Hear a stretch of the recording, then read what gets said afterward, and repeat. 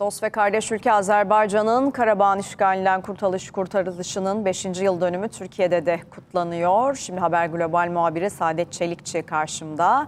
Türkiye Gençlik Vakfı'nın düzenlediği programda konuyla bizi bekliyor. Saadet. Sultan Aranır, Azerbaycan ve Türk gençleri Azerbaycan'ın işgalden kurtarılışının yıl dönümünü kutlamak için bugün bir araya geldiler.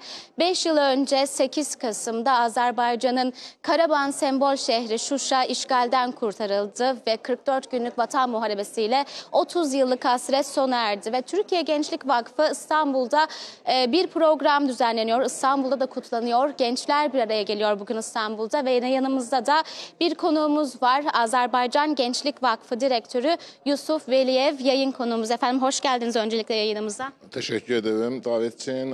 Bildiğiniz gibi bugün Azerbaycan Gençler Fonu ve Türkiye Gençlik Vakfı'nın birgə organizasyonu ilə məhz 44 günlük Vatan Müharibəsinin zaferinin 5. yıl dönümü ilə ilgili olarak Azerbaycan ve Türk gençlerinin birlikte bir törenini kutluyoruz. Bizim bu tədbir 44 gün ərzində biz 30 yıllık bir hasrete son verdik. Biz yalnız torpaqlarımız işğaldan azad olunmadı.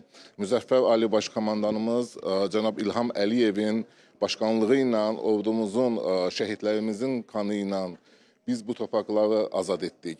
Ve 30 yıllık bir hasretten sonra yalnız bu toprakların azad olunması değil, insanların öz vatanına, öz toprağına geri dönmesiydi. Ve bugün teşekkür etmek isterdim televizyon vasıtasıyla Türkiye Gençlik Vakfı'na.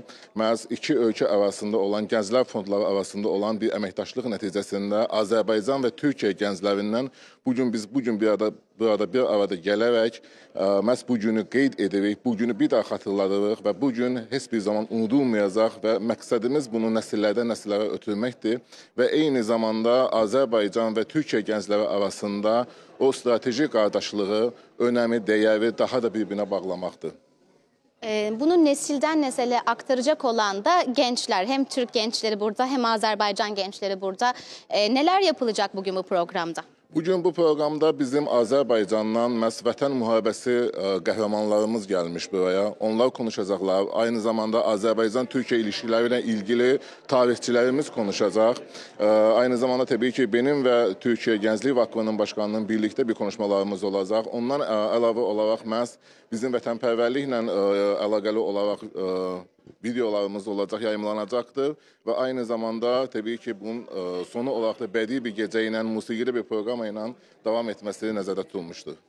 Destansı bir mücadele verdi Azerbaycan. 5 yıl oldu. Peki bugün nasıl bir his?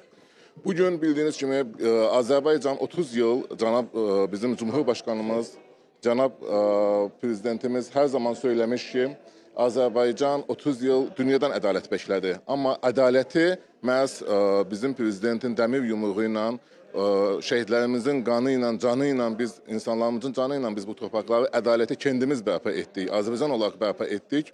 Və tabii ki indi isə artıq bizim həmin torpaqlarımızda yeni bir həyat geliyor. İnsanlar öz torpaqlarına qayıdır. 5 yıl içinde aslında 5 yıl baktığımız zaman çok kısa bir süre. Ama biz həmin şəhərlər sanki işğal olunmamış gibi yeniden bir 5 yıl içinde çok sürətli bir şehir kuruldu.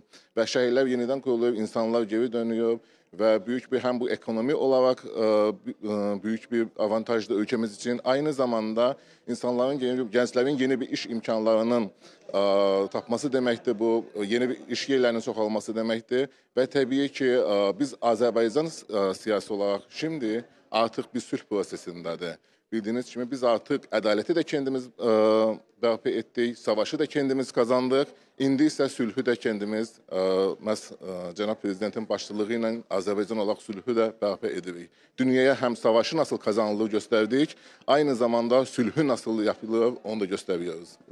Azerbaycan'da kutlanıyor, 5 yıldır kutlanıyor ama bugün Türkiye'de de kutlanıyor. Her yerde kutlanması Azerbaycan için nasıl bir duygu aslında? Kardeş ülkeyiz, bu mücadeleyi de aslında 5 yıldır bu topraklarda da beraber verildi. Siz neler de söylemek istersiniz bununla ilgili?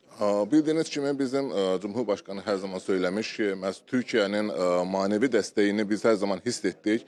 Tabii ki biz ister kötü günde olsun, ister iyi günde olsun, Her zaman kardeş kardeşin yanında deyərlər. Biz Türk dünyası olarak, Türk dünyasının üyeleri olarak ve Azerbaycan Türkiye aynı millet olarak biz bu dəstəyi hər zaman bizim için önemlidir. Bu dəstəyi hər zaman bekliyoruz ve tabii ki zamanı geldikdə də biz həmin dəstəyi veriyoruz. Yani bu hisler bizim için həmin anlarda, ister bugün olsun, ister savaş döneminde olsun, həmin Türkiye'de olan kardeşlerimizin, Türkiye Gənclik Vakfı'nın da həmin dönemlerde Azerbaycan'a geldi, bizimle birlikte bir destek gösterdi.